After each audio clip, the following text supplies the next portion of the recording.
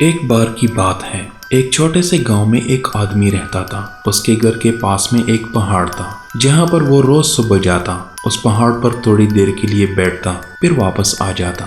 تو حسب معمول وہ ایک دن پہاڑ کی جانب جا رہا تھا کہ پیچھے سے اس کا چھوٹا بیٹا آیا اور آ کر اس نے اس کا ہاتھ پکڑ لیا اور کہا کہ میں بھی آج آپ کے ساتھ چلوں گا۔ پہلے تو اس نے اسے سمجھایا اور منع کیا، کہا کہ جو راستہ ہے وہ بہت چھوٹا ہے اور چڑھائی بہت زیادہ ہے، تم میرے ساتھ نہیں چل پاؤ گے۔ مگر جب اس بیٹے نے ضد کی تو چاروں ناچار اس کے والد مان گئے تو دونوں پہاڑ پر چڑھنے لگے۔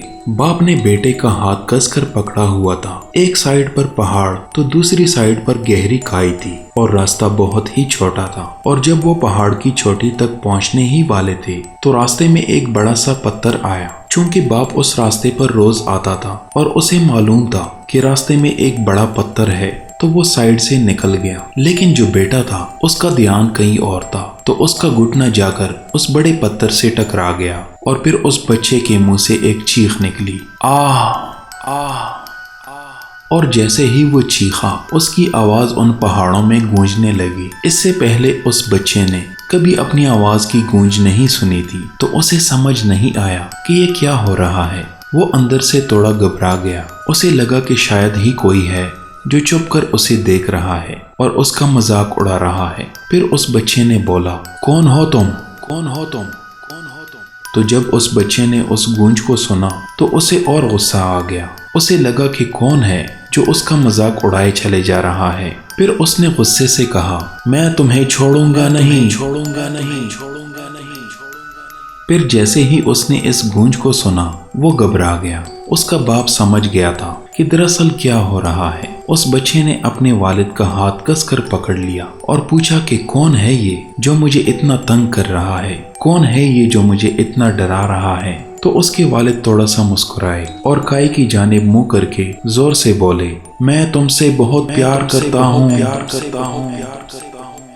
یہ سن کر وہ بچہ حیران و پریشان سوچ میں پڑ گیا کہ وہی انسان جو اس کا مذاق اڑا رہا ہے اور اس کو تنگ کر رہا ہے، وہ اس کے والد کو بول رہا ہے کہ میں تم سے بہت پیار کرتا ہوں۔ تو اس کے والد نے اپنے بیٹے کی جانب دیکھا، چونکہ وہ سمجھ گئے تھے کہ اس کے بیٹے کے دل میں کیا چل رہا ہے، اور پھر دوبارہ انہوں نے آواز لگائی، تم بہت اچھے ہو، بہت اچھے ہو۔ اور یہ سن کر ان کا بیٹا بھی تھوڑا سا مسکرا دیا اور اپنے والد سے پوچھا کہ یہ کیا ہو رہا ہے، مجھے تو کچھ سمجھ نہیں آ رہا۔ اور پھر اس کے والد نے اپنے بیٹے کو سمجھایا، یہ جو آواز تم سن رہے ہو یہ کسی اور کی نہیں، یہ تمہاری ہی آواز ہے جو کہ پہاڑوں میں گونج رہی ہے اور تمہیں اپنی آواز سنائی دے رہی ہے۔ جیسا تم بولتے ہو ٹھیک ویسا ہی تمہیں سنائی دیتا ہے۔ اگر تم غصے سے کچھ کہو گے تو پلٹ کر تمہیں جو آواز آئے گی اس میں بھی غصہ ہوگا، لیکن تم پلٹ کر اگر کچھ اچھا کہو گے تو وہ آواز بھی اچھی ہوگی۔ بالکل اسی طرح ہماری زندگی میں بھی ایسا ہی ہوتا ہے، جیسا تم اپنے من میں اس زندگی کے بارے میں سوچتے ہو یہ زندگی بھی تمہارے لیے بالکل ویسے ہی ہو جاتی ہے۔ اگر تم دل ہی دل میں اپنے آپ کو یہ بولتے رہو گے کہ میری زندگی تو بہت بری ہے، تو تمہاری زندگی سچ میں بری ہو جائے گی، اور اگر تم اپنی زندگی سے پیار کرو گے تو تمہاری زندگی بھی تم سے پیار کرے گی۔ یہ بات اس بچے کے دماغ میں گھر کر گئی اور پھر وہ دونوں اس پہاڑ کی چوٹی پر پہنچ گئے،